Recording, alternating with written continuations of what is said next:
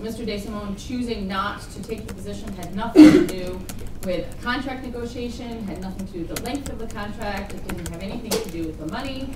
It had to do with the fact that at some point he determined that it was unethical and unprofessional, and I am quoting, for him to leave wherever he was, Somerville, for him to leave Somerville at this time.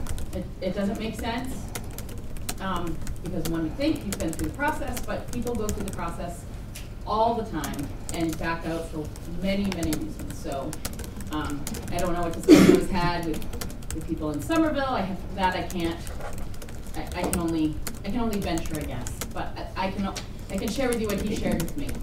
So I haven't seen the email because I wasn't in it. Oh, someone has a copy. I haven't seen the right. Well, you should get a copy. Yeah. He also shared in there that he was unhappy with the process.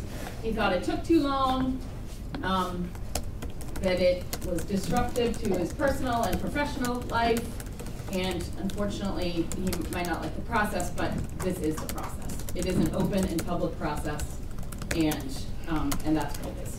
So I certainly didn't apologize in any way for the process. I still feel uneasy in that I think there's got to be some underlying reason. He showed up here with his whole staff. No, the staff came by themselves. Huh? The staff came by themselves. He didn't bring them. So, okay. So we fully agree, and in our discussions last week, we fully agree. There is clearly another reason. We just don't know about it. We don't know what it is. It doesn't make sense that anyone professionally would go through that process and pull themselves out before they even have a discussion and get into negotiations. So clearly there is another reason. I mean, we're all disappointed.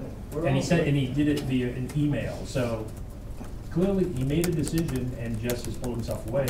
You know, I do a lot of hiring, and I don't think there's anything we can learn from it. I think we have to move on. He decided he did not want this job at the last second. We wish he had made that decision 2 weeks before. I indicated that, by the way. I did tell him that I would have been nice if he had pulled out 2 weeks before. So that's the reason why I voted no, because I don't think there's anything else we can learn from it. I think we have to just move on. I think it's certainly frustrating. There was not a single person on this committee who wasn't disappointed. I think I expressed that to numerous reporters about our disappointment. We can spend a lot of time discussing why we think it might have happened, but I feel very strongly that we have a job to do, and we have to move forward. Let me caution you about one thing. Just the fact that you mentioned here, in open session, that you told him you wish that he had said this 2 weeks before, that can affect his reputation. These are the things we should be talking about in the executive session, not in open session. Because this little young lady over there is going to tweet out everything we say as soon as we say it, and that should not be an open session